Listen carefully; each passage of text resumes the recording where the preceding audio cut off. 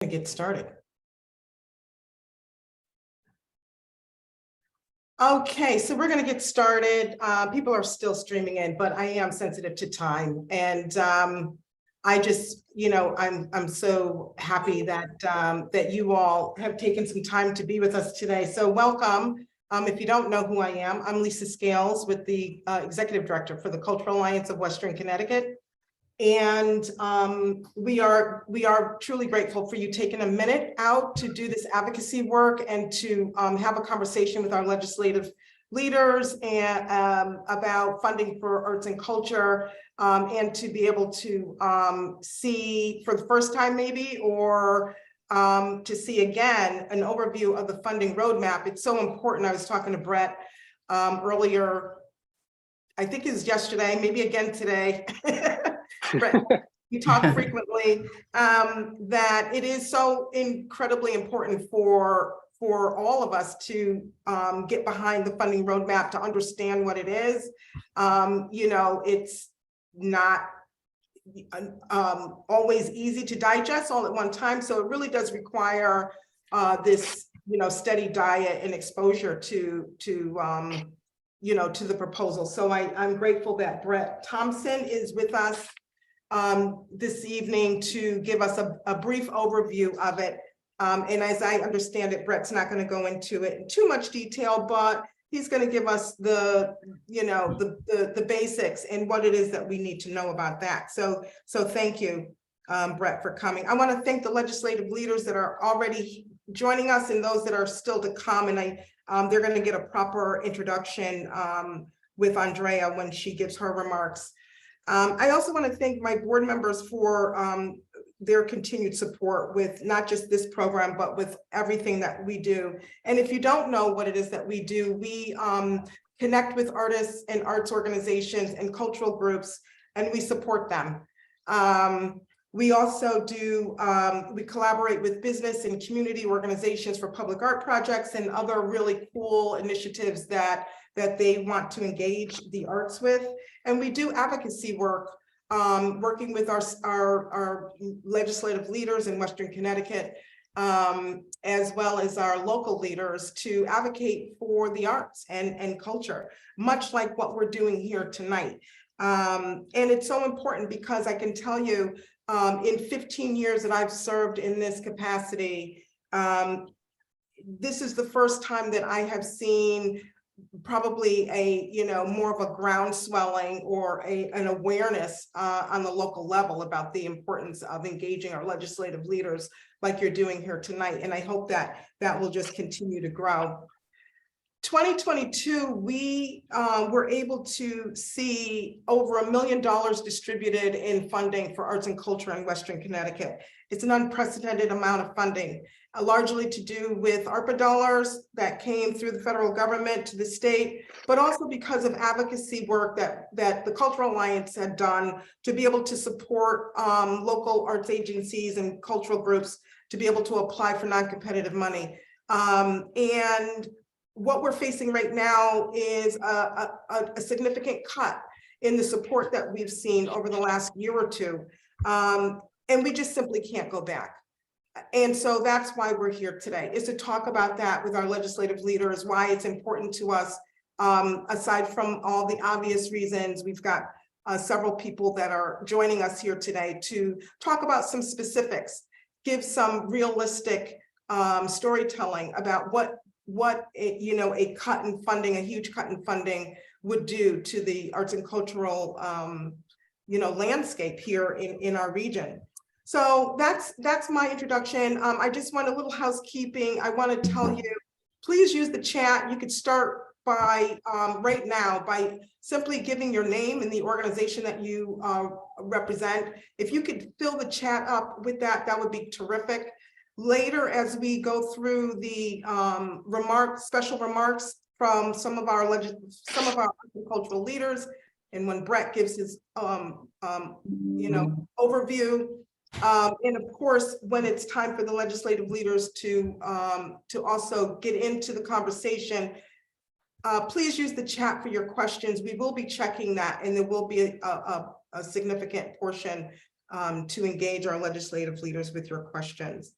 So with that, I would like to introduce Andrea Gartner, who's going to facilitate the rest of our time together. And then following Andrea's opening remarks and introduction of our legislative leaders will be Brett Thompson. We'll move right into that, Brett, with your overview. And I think I've given you permission to share your PowerPoint, so you should be all set there. Andrea Gartner is a member of our board of directors, and she's also the executive director for NRVT, which is the Naugatuck River Valley Trail. And she is a fierce art supporter and a number of other things that I could go into, but I won't. So I'll just turn it over to you at this point, Andrea. Thank you. Thank you, Lisa.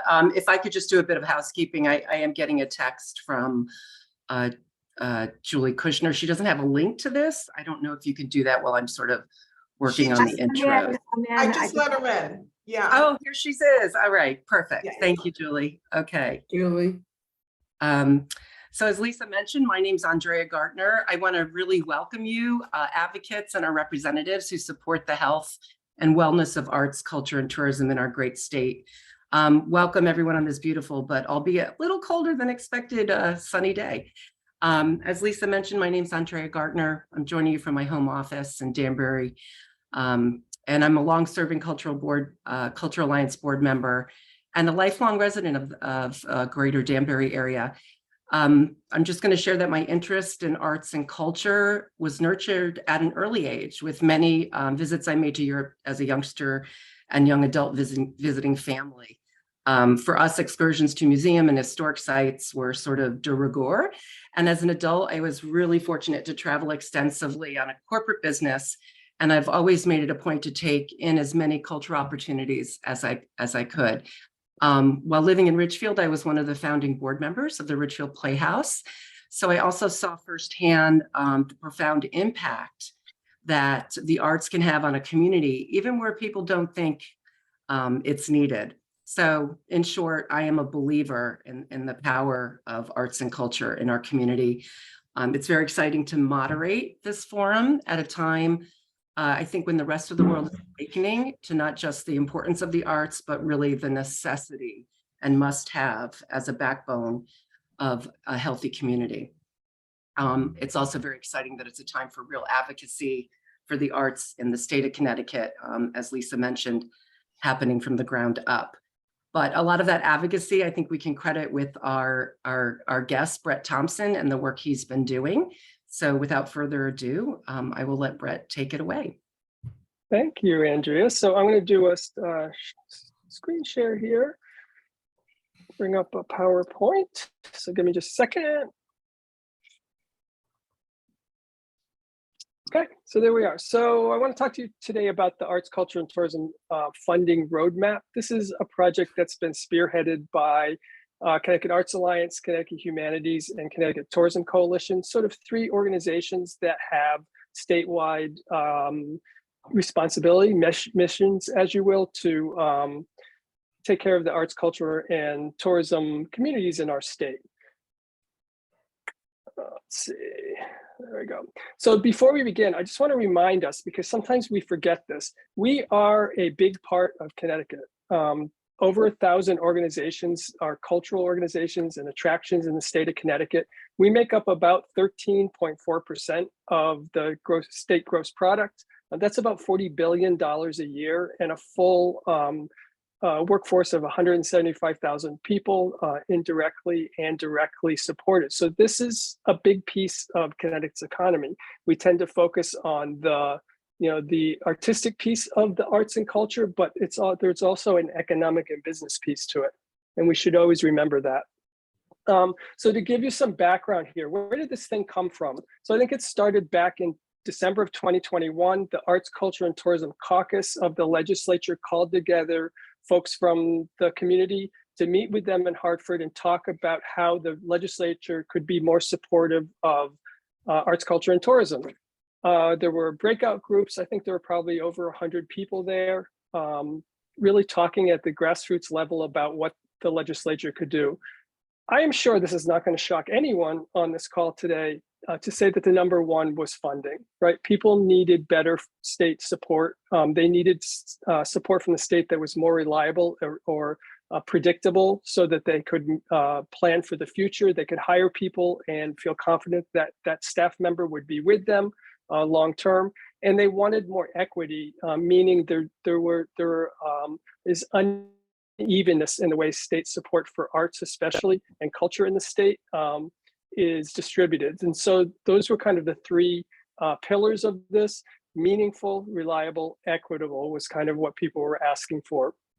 And so around April-ish of last year, Humanities Council, Arts Alliance, and the Tourism Council were really talking about what are we going to do coming out of this December summit. We're just not going to let this go. This can't just be, a conversation that no one ever hears about again. And so we really began in earnest to talk about what we could do together. Because all three sectors come from the same funding pool in the state, it made a lot of sense for us to be doing this work together. And so we pooled our resources. We hired a consulting firm called Odyssey Associates, run by a gentleman named Joshua Borenstein, who's well versed in arts and culture in the state of Connecticut.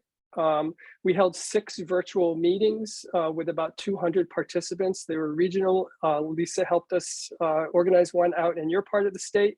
We put together a steering committee of folks who could kind of give us the guidance we needed for this project. You can see the folks in the blue box.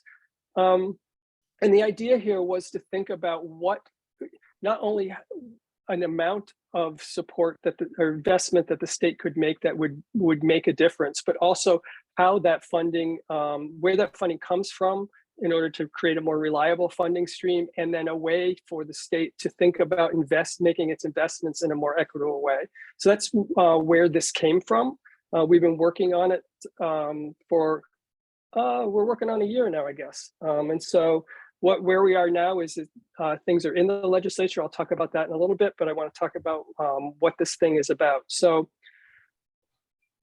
vision-wise, we need an arts and culture community in the state that is vibrant enough to support local economies, enough to vibrancy of downtowns in our communities, and certainly supported by robust tourism marketing that brings in tourism dollars, not only from out of state, but in state.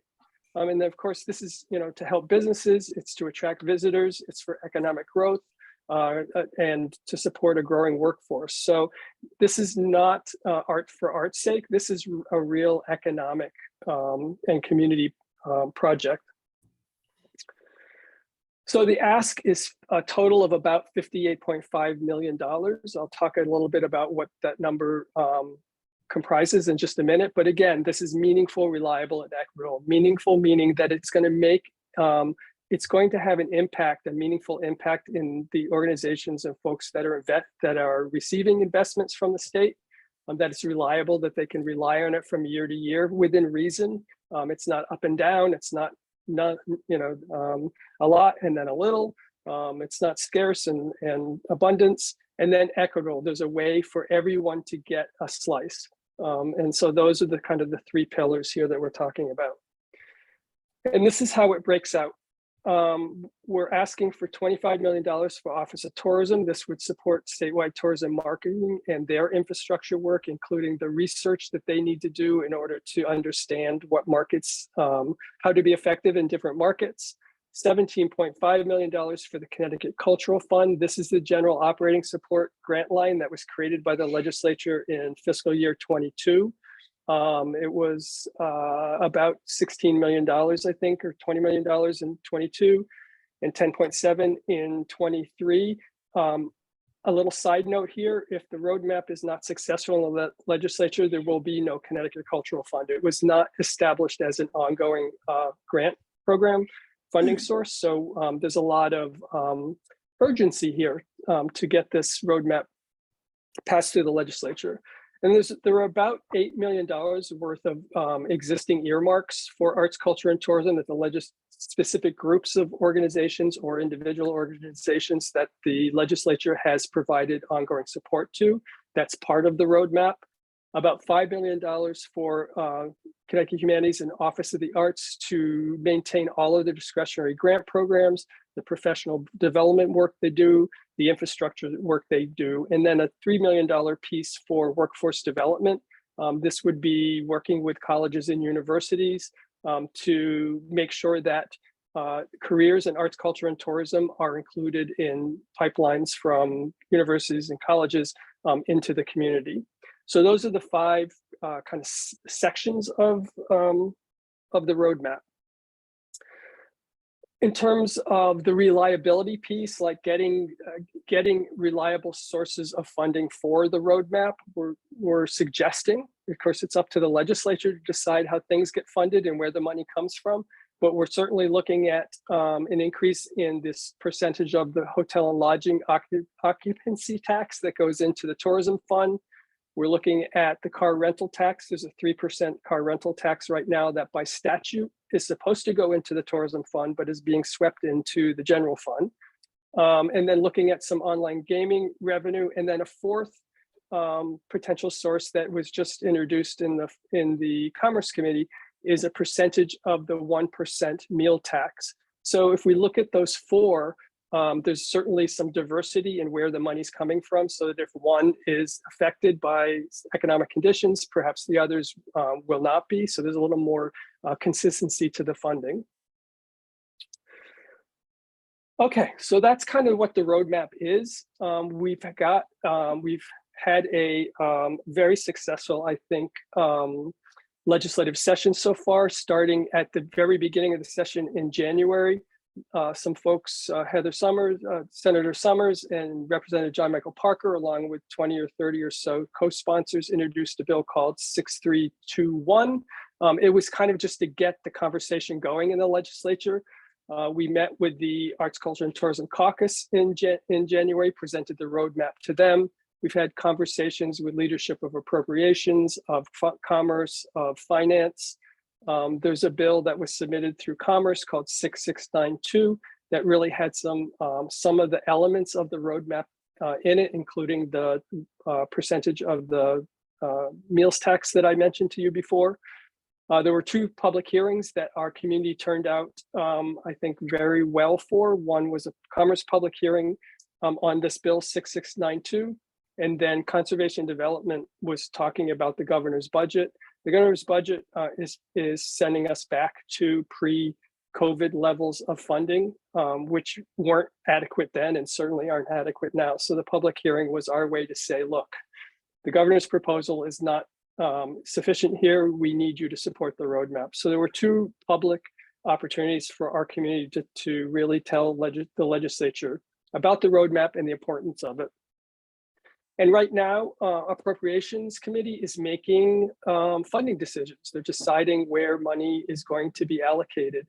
And they're doing that by about the 3rd week of April. They'll need to have their final budget together.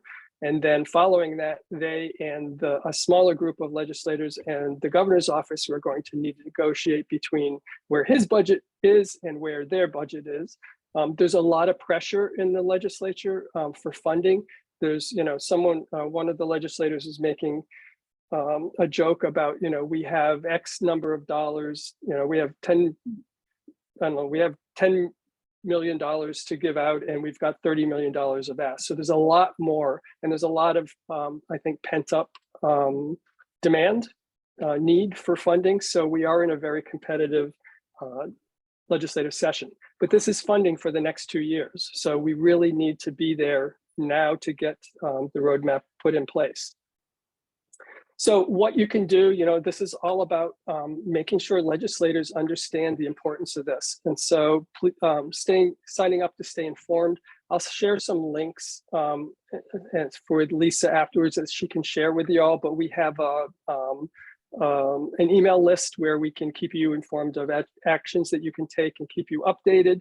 Certainly respond to the action alerts with testimony, with letters, with outreach to legislators.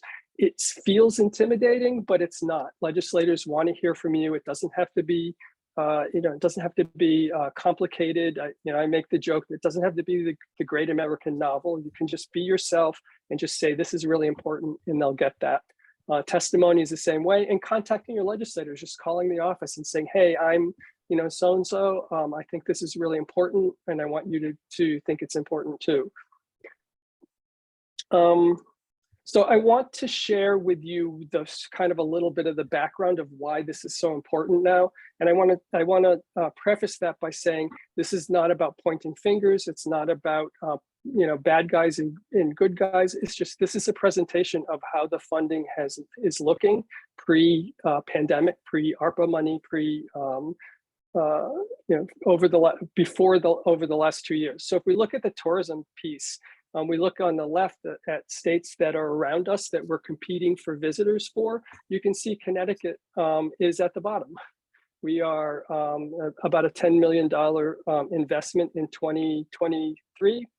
You can look at some of the other investments. You can look at the sort of the magenta line to see what the per capitas look like.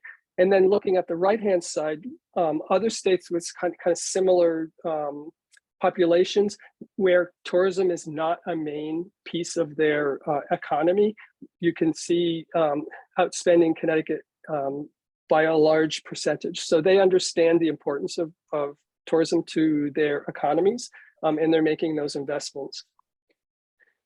On the arts side, arts and culture side, we can see per capita investments over time, Connecticut being below all of our neighboring states for at least from 2016 through 2021. This has been kind of ongoing, flat state funding for at least pre-COVID, flat state funding for at least 5 or 6 years. And then the last piece I wanted to show is the investments in specific line items for arts and culture versus the money that the Office of the Arts gets to distribute to the rest of the state. Again, this isn't about making line items bad and folks who don't get line items good, or this legislature doing the wrong thing. It's about the fact that the equity piece is represented here, where 20 or 30, 40 organizations are getting the lion's share of arts and culture funding in the state, when the rest of the state is dealing with about a quarter of the money. So the roadmap is meant to change that, to make it less attractive for folks to go after individual line items, because they can get more money through, for example, the Connecticut Cultural Fund, than they can by going directly to a legislator and trying to ask for money. That is my presentation. I don't know if you want to wait, Lisa, on questions, or if folks have questions now, I'd be happy to answer them. The 3 partner contact information for the 3 partners is on your screen right now. You're welcome to reach out to any of us at any time. We're happy to talk to you about any questions, concerns that you might have, but I can answer any questions now too. Brett, if you could for sure leave your email again in the chat for people, that would be great. Yep. And we're going to take questions during the Q&A part. I would encourage people, though, that if you have a question on your mind right now, put it in the chat so you don't forget, and we'll come back to it. And Brett, I'm assuming that you could stay the whole time? Okay. Okay. Then we'll just move on. Thank you. Thank you, Brett. That was such an impressive presentation. The visuals are great because we can really just see how our state is falling short on really providing equitable funding throughout the state to shore up our cultural institutions. It's so impressive, the work that you and your colleagues have undertaken to prepare this roadmap and get the word out.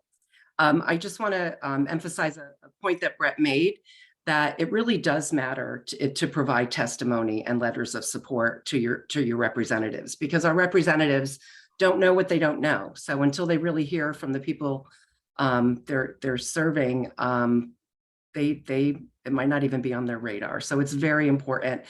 Lisa put in the chat that the Cultural Alliance, as part of its advocacy work, would be happy to help with letters of support or coach for in providing testimony. So try to put that, everyone here should be putting that on their to-do list. The pandemic has certainly opened our eyes to the arts and the importance of local and regional assets and resources, just like there's been other shifts in our society post-COVID. The arts and funding shift is, I think the message is really strong that we really can't go back. And the Cultural Alliance was a big advocate for our region, for our cultural organizations, and providing, securing hundreds of thousands of dollars for the region. And right now we're going to hear from arts leaders who know about that firsthand. And basically, they're going to present the difference between going back to 2019 compared to 2022, and then what would that impact be if the state funding rolled back to pre-pandemic levels? More quantitative and qualitative aspects to that, and highlight those most striking points, and things that they really want our legislative leaders to hear. So I think we'll start with Jennifer Guman, who's chairman of the Edmond Town Hall in Newtown.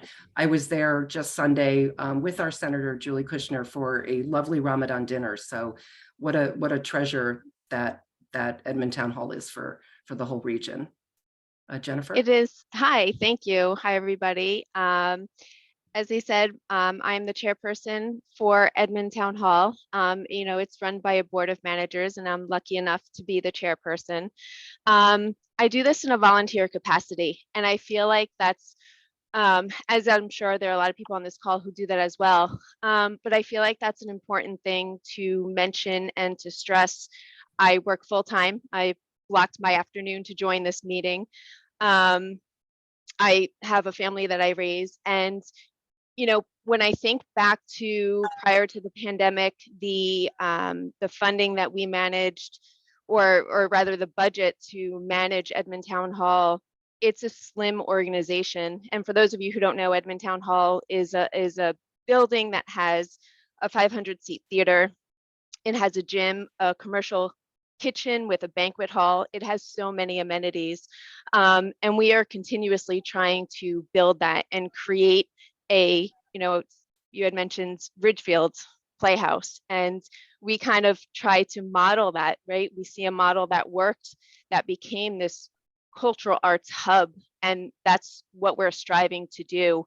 And without additional funding that we've gotten this past year and a half has been amazing for us to be able to expand our programming, to be able to offer other positions and build our staff. When I say we're a lean staff, that's an understatement. We really are.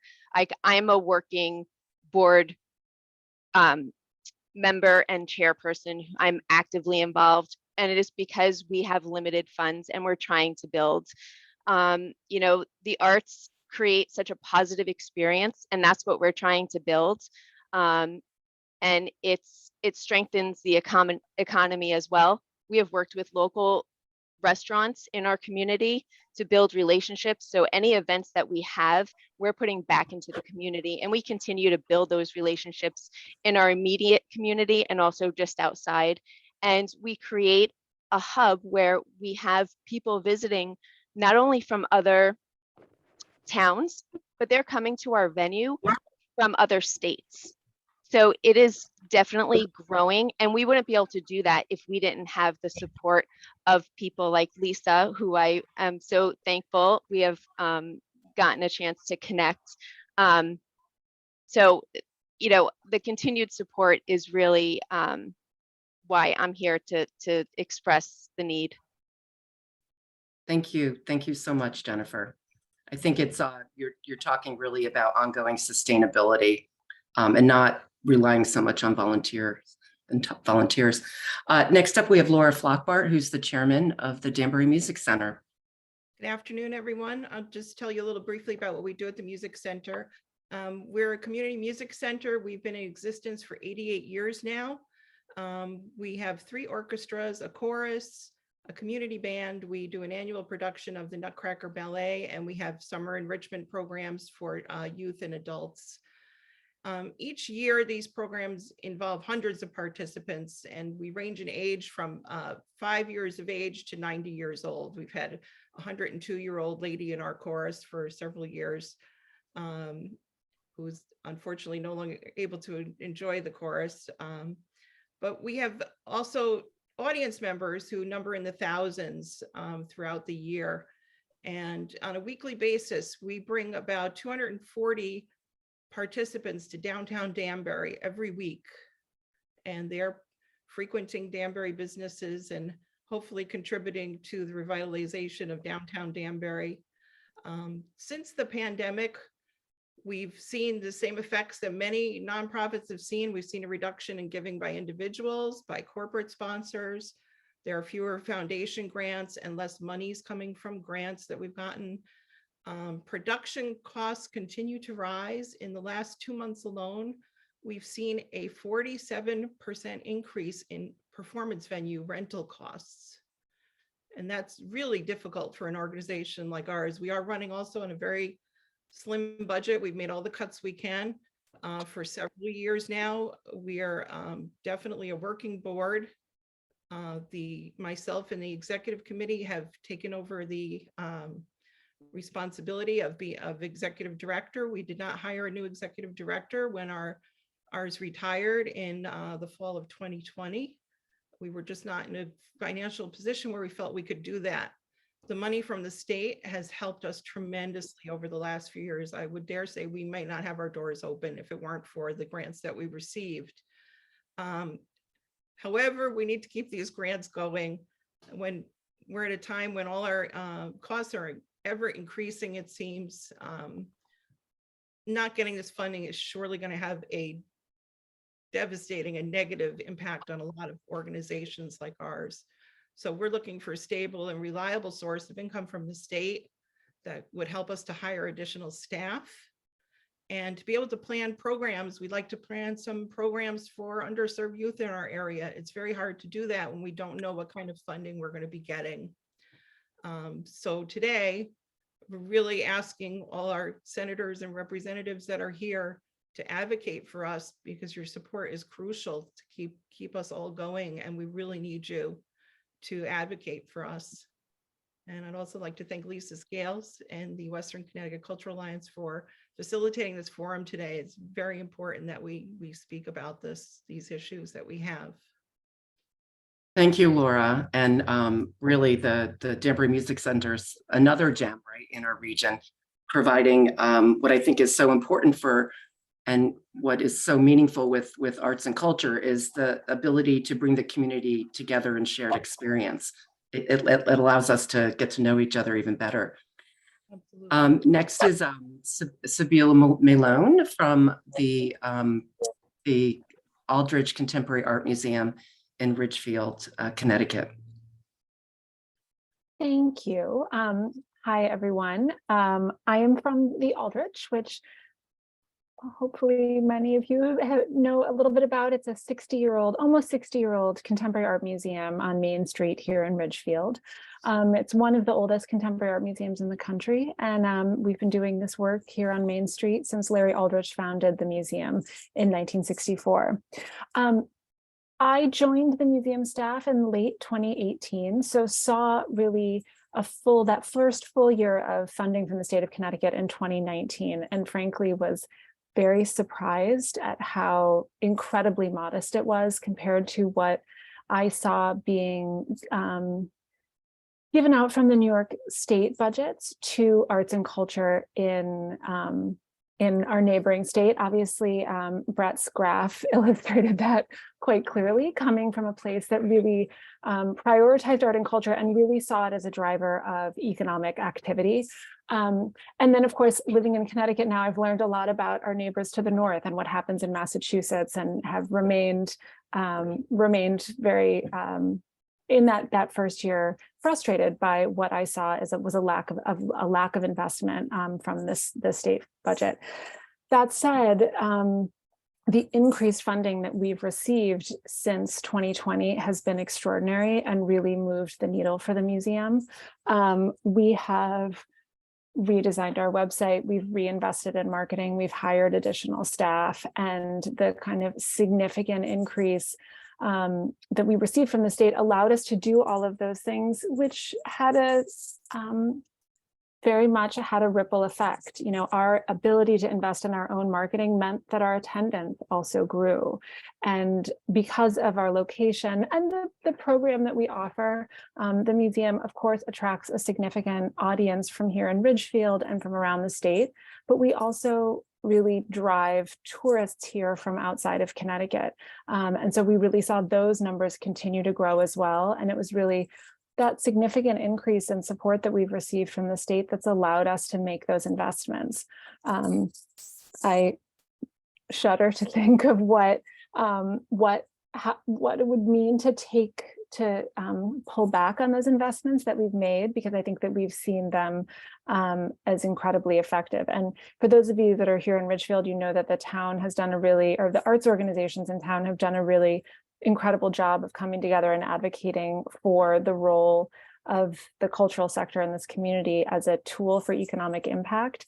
And so given the audience, I won't tell you how important the arts are to the culture of the state, but I believe really strongly that they're incredibly important to our economy. And, you know, we see that here at the museum. And I think all of our colleagues in Ridgefield see what the cultural sector is bringing just to this town. And so I know that it is a huge driver at the state as a whole. Thank you, Sabila. I think that's a good point to make. You know, one that the other arts leaders have made is the draw that people that these institutions have in bringing people in, because it really isn't just about arts and culture as a nice to have. It is an economic driver. That's a lot of the work that the Cultural Alliance of Western Connecticut tries to put out there and remind people of the importance of to the economy that cultural institutions bring to their communities and beyond. Thank you so much. Lastly, we have Howard Lasser from the Brookfield Crafts Center.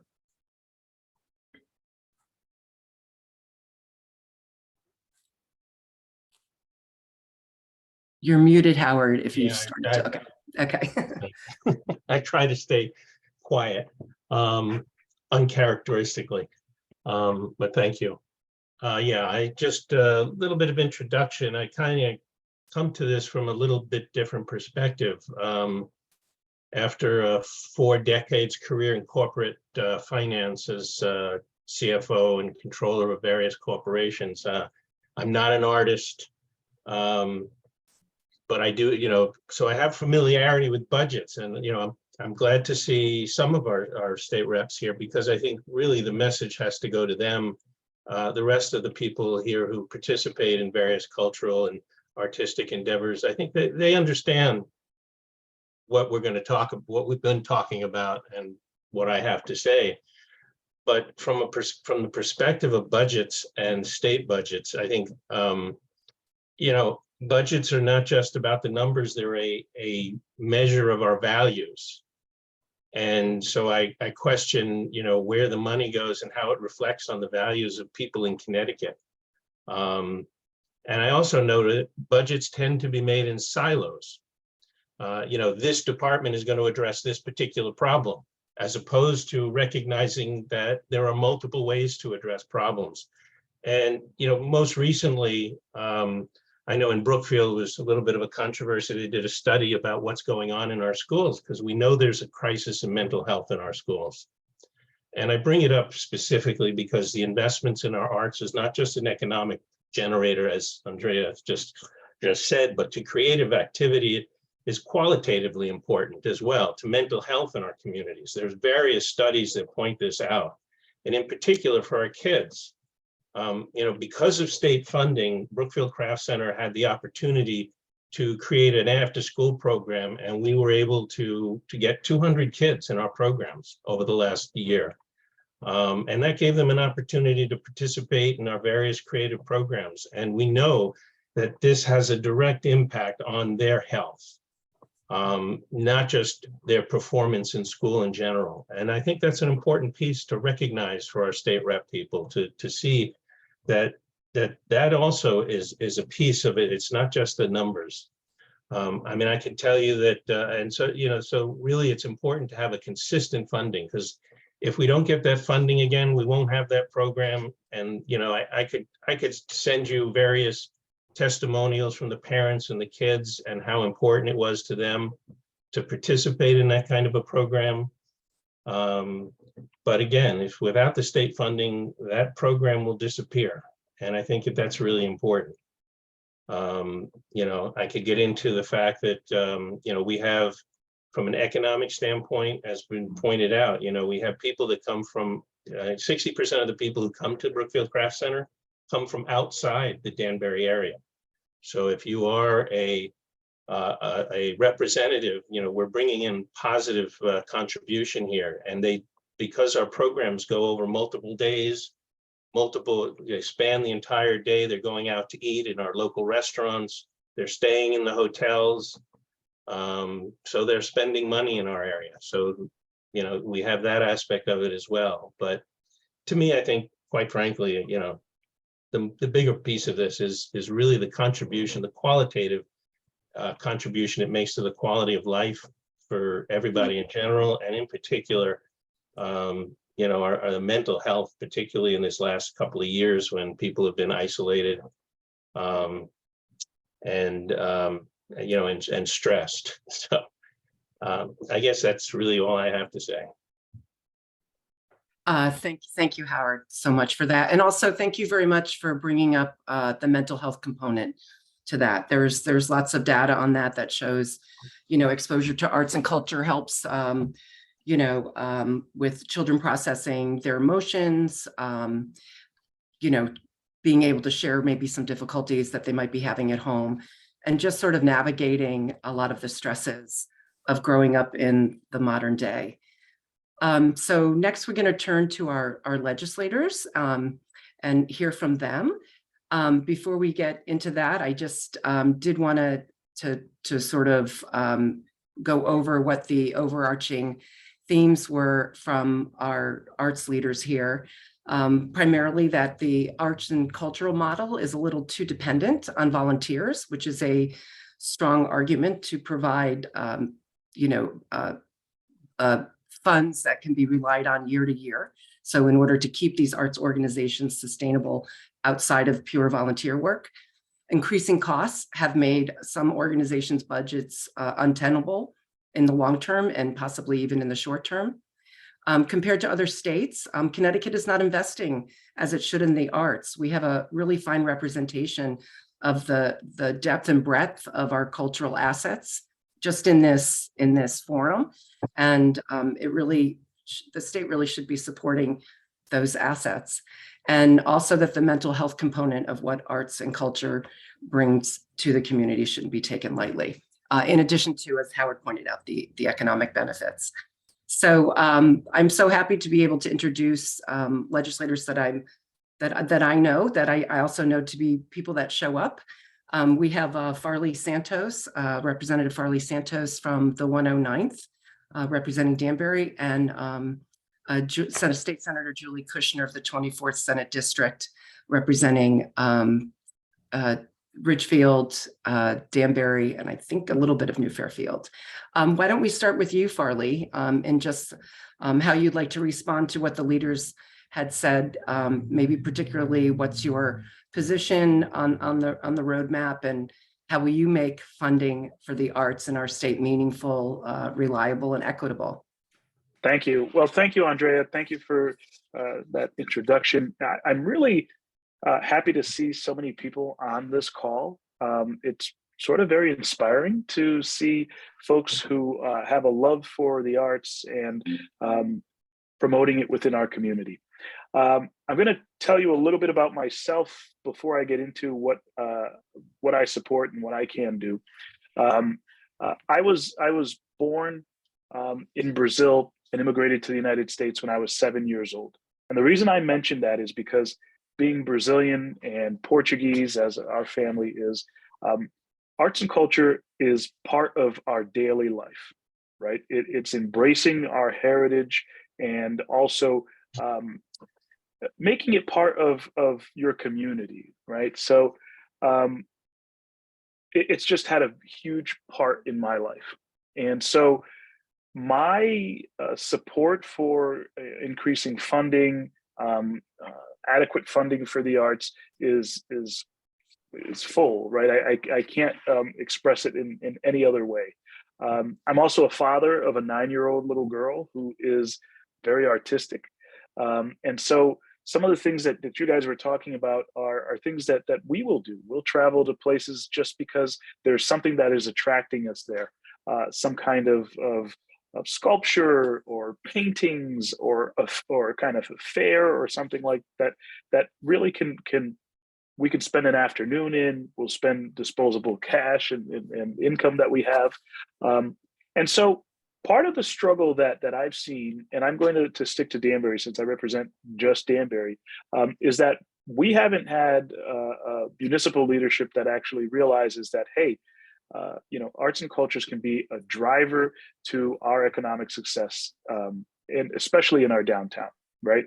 But yet we have folks who are so invested in this work, who have done so much through nonprofits, through other agencies, through other groups, and has really single-handedly done that without much support on the municipal level.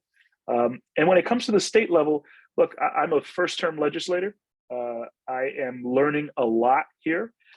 So what I am doing is I'm learning where these things are coming from, the funding streams, and how we can advocate to find better funding streams for each one of these line items, right? And what I can tell you is that I will consistently be an advocate for the arts. I will consistently be there asking for more funding, because I see it not only as an educational tool for our children, I see it as economic potential for our communities. And embracing the arts helps us create a better, more well-versed population, right? And I think it's a full circle. We need to make it part of our ingrained funding, that we see it as a necessity in order to keep our communities thriving. And I will do everything that I can to do that. I do not sit on the appropriations committee, but I know that a lot of the work gets done sort of behind the scenes. It's who you talk to, it's who you connect with. And that's what I'm currently doing right now. My committee work has wrapped up. Appropriations, as was mentioned earlier, is soon to wrap up. And we're having these conversations with our colleagues, pressing on them the importance of funding and the importance of prioritizing these things as a state, because again, it would only make us better. I know I'm preaching to the choir here, but I take a lot of pride in being able to say that we are going to have a better state when we encompass arts and cultures as part of our everyday living, and a necessity, which it truly is, and not just something that sits in the outlier. Oh, it's nice to have. No, it's a necessity, and I think we need to start changing minds around that when it comes to our leaders. So count on me to that's why I prioritize this meeting today, because I wanted to hear from you exactly what issues you're facing. I wanted to learn more about the roadmap, and I'm so very happy to be working with fellow legislators who care. At least in our delegation, we have a very good group of folks who not only care, but they have the know-how, and no one more so than Senator Kushner. So I'm following her lead on a lot of this, and learning a ton from her, but count on me to advocate as much as I can to make sure that this becomes a reality. So thank you. Thank you so much, Farley. That's very encouraging news. And you can be sure we will be reaching out and following up with you. I appreciate that. And so next up, we have State Senator Julie Kushner. Many of us do know her fairly well as a supporter of the arts. I can speak to this directly, as we were engaging in some very fun cultural pursuits this past weekend. Senator, if you'd like to sort of follow the same questioning as Farley, like what will you be doing to help make arts in the state of Connecticut meaningful, reliable, and equitable? Well, wow, these are big questions. And first, I just want to thank the Cultural Alliance for putting this together. And it's true. I see so many familiar friends, faces on this Zoom that know me and know me well. And anyone who knows me well and has been in my house knows that I really appreciate art and I really appreciate culture. And what I love about where I live in Danbury is there's so much opportunity here that is yet untapped because of the diversity in our community. So we have much to do. I have only recently started to get to know Ridgefield more, you know, as your representative, but the Aldrich, obviously, and the Playhouse, and, you know, the Theater Barn, there's so many institutions in Ridgefield that have warranted it being our first cultural district in the state. So I, you know, appreciate everything you do. There's much to learn from what you do. And I know the Cultural Alliance has been a party and a partner in that as well. I see Phyllis from up there in Sherman. You know, Sherman's such a small, you know, community, but yet is so vibrant in its in the arts and in the culture. And I miss you guys, but I do get up there still to the JCC when you have performances or lectures. So all of this is to start with the fact that I appreciate the folks in Danbury who are doing this work, but I also recognize what a challenge it is. And Farley talked about the lack of support from municipal leadership, which, you know, my experience here, I've lived here 30 years, is there's lip service paid and minimum done, but no vision for how we create a more vibrant artistic and cultural community in Danbury. And of course, the tourism piece follows that. So that's a concern. I think there are folks that definitely want to see that changed and are really, you know, interested in seeing that come in the future, hopefully the near future. But I do think it's challenging. For instance, when, you know, I meet with the commissioner of DECD and I learned that the Community Investment Fund grants that have been out there now for a year, and we have a couple more years ahead of us, and there hasn't been one from the city of Danbury, not one request, not one project. And so this is, you know, concerning. We don't have a vision or a plan in Danbury. And, you know, to the extent that Danbury is this, you know, industry, this sector is built up in Danbury, it impacts all the communities around us. Because when you bring people to Danbury, they're also then likely to go say, oh, Ridgefield is just down the road, or Brookfield is just down the road. Unfortunately, when they say, oh, I'm going to go to the Aldrich, they don't necessarily say, oh, Danbury is right up the road. Let's go to the museum in Danbury next. You know, it's like, because there isn't a museum that's gotten that kind of prominence or that has been well enough funded to bring that interest. So I think it's very challenging times. So I want to continue working in this area, and I think you all know I'm tremendously supportive of it. From the point of view of the appropriations committee and the budget that we are going to start negotiating, and sort of statewide overview that Brett gave, I think that this was really helpful to me. I do sit on appropriations. However, I think you probably know the structure is such that there are subcommittees of appropriations, and those subcommittees have already met. And now we're making recommendations to the chairs of appropriation, and they will then put together a budget that comes back to us. When that budget comes back to us, there's still some wiggle room in it. Very little. It won't happen I shouldn't say, I'm saying it incorrectly. There's still a lot of room for negotiation, but it won't happen in the committee meeting. At that point, it really, it's very likely there'll be very few amendments to what the chairs put out, and their budget will be adopted. And that's when the real negotiations begin between the legislature and the governor. So there's still a long way to go and voices to be heard along the way. And so we're not at anywhere near the end of that process. We're really maybe, you know, coming to the middle of that process. So your voices are still really, really important. And having meetings with us and other people like us around the state is how we make this kind of change. The biggest problem I see with the budget, and may seem off topic coming to this group, but I will say, to me, it underlies everything that we're doing in the state. I met with childcare advocates this morning, actually childcare providers, the administrators of childcare centers in the greater Danbury area this morning. They have huge asks, they have huge needs. We have a big bill in elementary and secondary education. We have a big funding need in higher education. The nonprofits that are providing the social services, mental health, and other types of social services in our state are in desperate need of additional funding. The list goes on.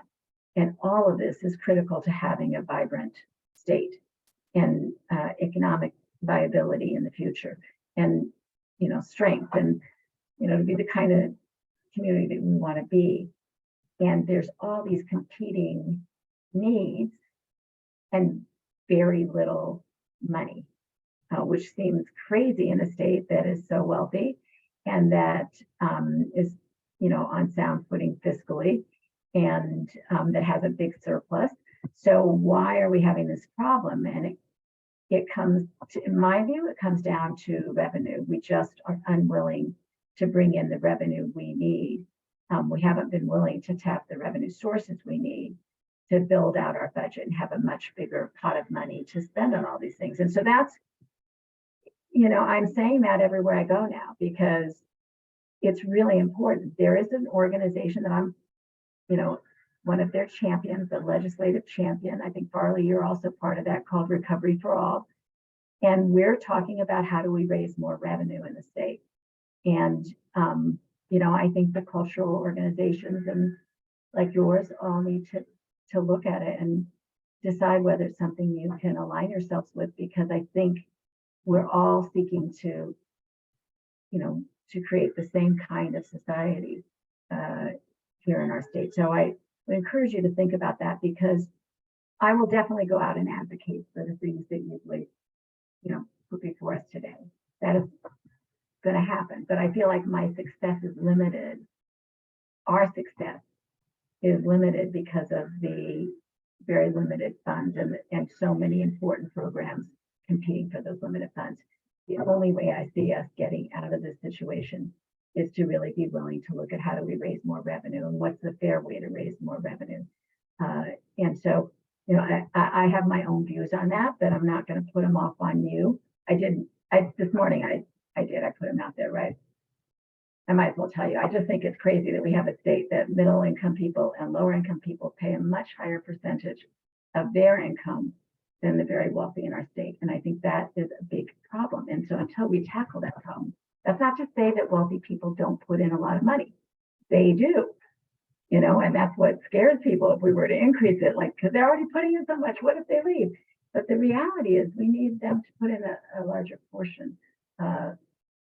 It's all relative. And so for me, this is where we're getting stuck, and hopefully we can get unstuck, because we'll build stronger and bigger alliances and coalitions that will look at how we do this, because ultimately that's what's going to make it possible for us to really meet the needs that we've heard here today, which I fully support. So that's I don't know if you expected to hear that from me, Lisa and Andrea, but that's what you got today. That's where I am today. I'm telling everybody.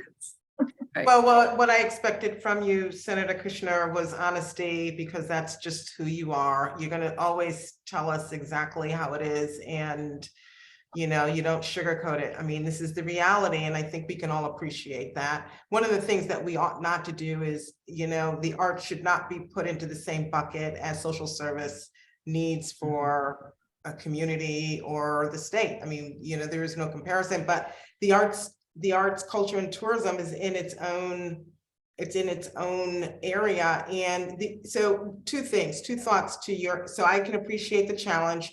It's a familiar challenge. We've heard it before. Many of us have. two things. One, the funding roadmap offers a proposal for where some of the funding streams could come from. So if you could pay some attention to that, that might actually help to strengthen your argument, or maybe even inspire some other ideas for funding. And then two, even I think the last report, and Brett, you may have a more accurate number, but I think it's something like 1 to 7 for every dollar that the arts for every dollar invested in the arts, $7 is returned, or is that tourism? But I know No, so the number, the conservative number, which has been supported by research, is 3 to 1. But the Connecticut Cultural Fund, which the state invested in over the last 2 years, is returning a 6 to 1, has a 6 to 1 return on investment. So someone pointed out in the chat that our sector drives revenue, unlike some other state expenses, social services, for example. So, and another point that I'd like to make just very quickly is I hope we're not in a position of competition with other sectors, and having to prove we're more important than this one. It's I think we all understand the financial pressures, the economic pressures that legislators are facing and have to deal with every day. What we're asking for is certainly more state investment than has been done in the past, based on what we bring to the state of Connecticut. right. I mean, the solution, the governor's solution to roll us back to 2019 is just not like that. That's not a conversation to have, right? So you just heard testimony or just remarks from just a few leaders, art leaders here, and there's so many more that couldn't be here or that are here and that we just don't have the time to hear from. But I'm sure that they, and we don't really need to go into all of that, but I'm just saying, I don't want to be misunderstood though, just let me be clear. I was hoping to say it in a way that I don't believe you are in competition. I don't think there should be a competition, because I see these things really interwoven. And I Right, exactly. Driver, I do think you bring more, you're not just an expenditure, you're also an economic driver for our communities. But the comments that were made about mental health of our children, wow, I really love that connection, because this is I see art and culture, and I leave tourism in a little bit different bucket, because that is part of it. But the tourism comes from the way we develop our art and our culture and make it available to people.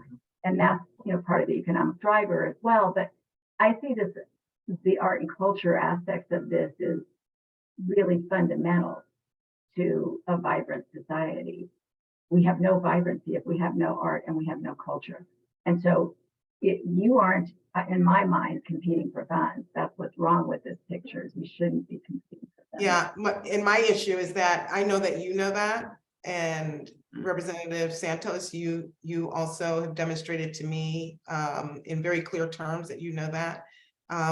We need advocates, more advocates like you to, ensure that others that are making these decisions and certainly represent our region know that. And as well as other things. This is a great segue. I don't want to do all the talking. Are there questions, comments? This is the good time to ask them. Yeah, we do have about 25 minutes left to the forum. We're also, can stop early if there are no questions. Well, I was but right now, I just wanted to thank you, Senator, for providing sort of that, sort of the insight to how the legislative process is moving forward, and really letting us know that there's still plenty of time to advocate for what we want out of this, to fund the roadmap. I feel like from the nonprofit world, for a long time, there was a business term that was used, big, hairy, audacious goals, the BHAGs. And I feel like this roadmap is one of those things. And while, it's pretty clear, it's compelling, Brett's done a wonderful job in explaining it. It's a powerful way to sort of stimulate progress and move things forward. So we just have to, as representatives of arts and culture in our region, we just have to keep the task to our legislators. Yeah, and you could depend on us after following this meeting to remind you to get those letters in, and you know, we'll be, because we're affiliated obviously with Connecticut Arts Alliance. They really are what fuels our advocacy work. But we're here on the ground to work more closely with you on a lot of this stuff if you need the support. Senator, before Howard has a comment, before I turn it over to him, I want to ask you, I sent over a list of all of the legislative leaders for our region. Do you know if there's anybody else there that's on the Appropriations Committee? And not to put you on if you don't know that right now, it's fine. I just thought maybe you might know. Well, I did check, Lisa, I checked before, and I think Steve Harding is on the Appropriations Committee. Okay, so we need we got some work to do. I mean, I know he's a huge supporter of yours, but we should check in with him, Howard. Yeah.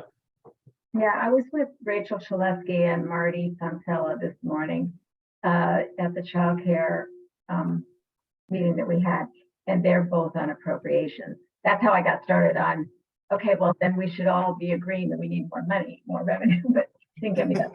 But I did try.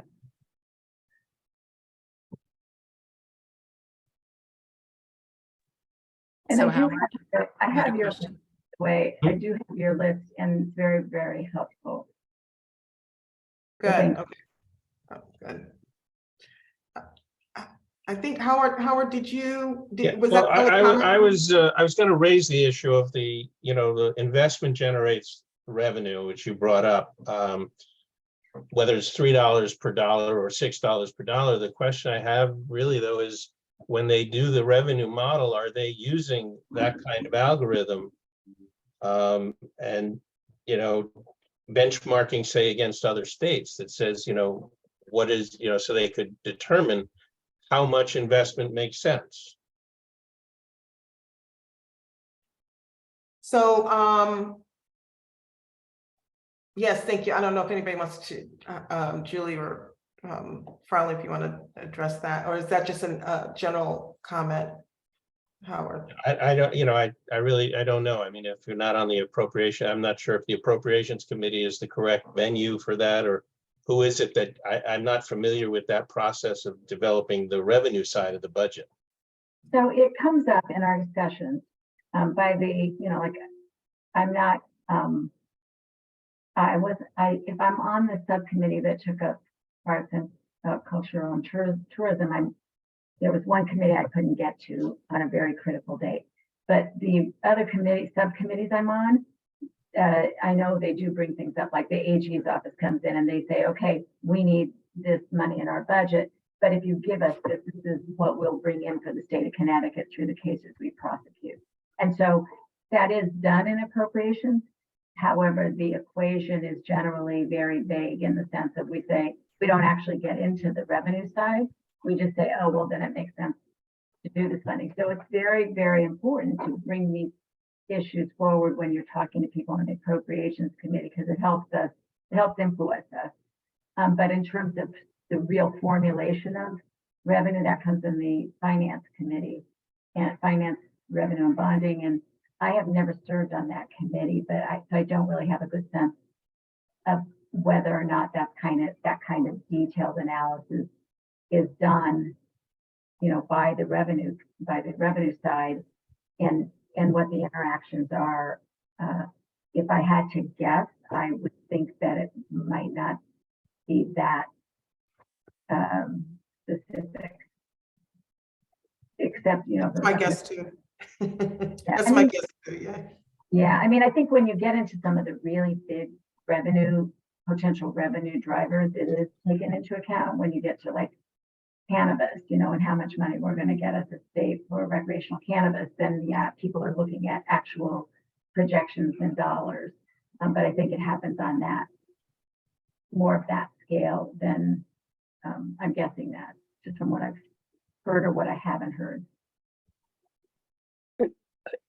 I will say that, you know, I think that the legislature has been trying its best to understand the the needs of our community. It hasn't been until the Connecticut Cultural Fund was put in place where we even knew what the landscape looked like. How many arts organizations and cultural organizations are there in the state?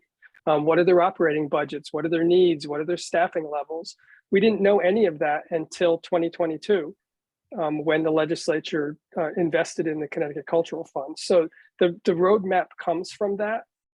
We have that data. It's hard data that we can use to model what would happen if the state invested X dollars in the community. So, so to be fair to y'all who are trying to figure this out in the legislature, you didn't have anything to go with until the last couple of years. So. Mhm. And Brett, I have a question. Is it, I just put a link to a PDF which shows all the appropriation, the committee assignments. And is this part of government, general government? Because they're really, I don't know what the roadmap would fall under. Because there's in terms of what? Which sub? Oh, conservation and development is where it it is would conservation start. and development. Yeah. Okay. Thank you. And it was asked, somebody had the question of, has the roadmap been presented before legislators? It has been rolling out for months now. So, I mean, and part of that is with, part of that is what we're doing here tonight, but Connecticut Arts Alliance and Connecticut Humanities and the Connecticut Tourism Caucus committee has been rolling this out for months. You want to talk about that a little bit, Brett? Yeah, just so as I mentioned in the presentation, we started out with presenting this to the Arts, Culture, and Tourism Caucus in January. We've had sit-down discussions with the co-chairs of appropriations. That was, an hour-long meeting. It was amazing because, as the legislators on the call here know, your time is very limited. The fact that they sat down with us for that long was amazing. We've had conversations with the co-chairs of finance, the co-chairs of commerce, other ranking members and vice chairs. We've had some conversations with folks in the governor's office just to kind of let them know what we're up to. And then in the next couple of days, a letter, a real letter, believe it or not, delivered through snail mail, will go to every legislator, just asking them to support this as they work on their parts of the budget, and a one-page fact sheet. So every legislator will know about the roadmap. And to be clear, and I also said it earlier, and it's worth repeating, like what you just did, Brett, and thank you for repeating it, because I think it's important that people hear this over and over again so that it just kind of registers. This is, it's a big deal. This collaboration, this roadmap, it didn't come easy, and it's pretty well thought out. So thank you, those three cohorts, for doing it. And I want to thank, as we're not that we're quite ready to close, but I will give a few closing remarks because I think we are winding down. So I just want to thank you, Farley and Julie, for taking the time to be here today. There were several other representatives and a couple of other senators that had registered, but obviously they weren't able to make it. We will give them a copy of this recording when it's available, but we really want to thank you for prioritizing this and having this discussion with us, and to our members. Because I think just about everyone here is a member of the Cultural Alliance. Thank you again for taking the time to be here. Advocacy work is probably the least sexy stuff that we do, and we do a lot of great stuff, but it's a commitment, but I know how hard it is to lift your head up from all the hard work that you're doing, right? You're just grinding it out all the time. So you lifted your head up today. And we're not done. Following this, beginning next week, you will get a follow-up urging you to write those letters, to see if you can get a couple of your board members to do that, patrons even. Truthfully, to reach as far as wide as you can. to contact your legislative leaders, particularly the ones that weren't here today. Tell them that you were part of this conversation, and express to them, you know, how important all of this really is. It is urgent. If we don't get that funding up, what you received over the culture with the culture fund is not going to be available to you. So thank you. And thank you, Andrea, for helping to shepherd this evening's forum. Really appreciate your help. Welcome. Is there any other comments or questions from any of the attendees? I know we have economic development people in the room, mental health awareness advocates. Okay, I don't see any hands. Brett, any closing comments? No, I just want to reiterate that you know, it's, Lisa was saying it's not the sexiest thing we do, but it's one of the most important things we do. And it's really, really not that hard. You should not feel intimidated. You know, you don't need to write the great American novel. You don't need to, you know, 27 pages. They just want to hear from you. They want to know why this is important to you. That's all they want. If you call their office, they're going to be very nice people. So, or you send them an email, that's great. And sometimes just call, you know, in the off session, just try to have coffee with one of your legislators or invite them to your place and show them what you're doing. Yeah. It's important to them and they appreciate it. Yeah. Don't mean to speak for the recommendation. legislators on the call here today, but I think that tends to be the case. Yeah, if I could just sneak in real quick, Brett, thank you for saying that. I think that's so valuable. And Julie, of course, has been doing this longer than I have, but we get letters and we get emails, and those are great. But I do love communicating with people. I do love hearing what's on their mind and getting a cup of coffee. They get to know me better. I get to know them better, and I can be a better advocate for them. So I'm not sure every single legislator feels that way. I know the two on this call do, but you know what? They represent you, so bug them. That's how I feel about it. Thanks for saying that, Brett. Yeah, and I also think, you know, an outcome of the pandemic is also that it is really easy to get a hold of your legislator. So testimonies run via Zoom. You can show up in person. You can jump on via Zoom, and your support letters can be emailed. Yeah. I don't see any other hands or anyone jumping in. Lisa, do you want to? Julie. I want to say closing thank remarks? I mean, I didn't start out by saying that, but thank you for what you guys are doing, because I do think it's incredibly important. So thank you. Well, thank you. All right, guys. Well, listen, I think we're ending early, Dre. Okay. Yeah, so thank you. Take back those 9 minutes. Yeah. Yeah, you got 9 minutes back in your schedule. Okay, so the Culture Alliance will be following up and get those letters to the representatives. Bye, everybody. Bye.